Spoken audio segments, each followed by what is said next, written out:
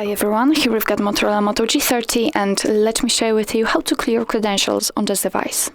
So firstly, let's enter the settings and here we have to find security. Let's tap on it. Now let's scroll down, actually we cannot, we have to tap on advanced firstly, and here we've got encryption and credentials. Let's tap on it.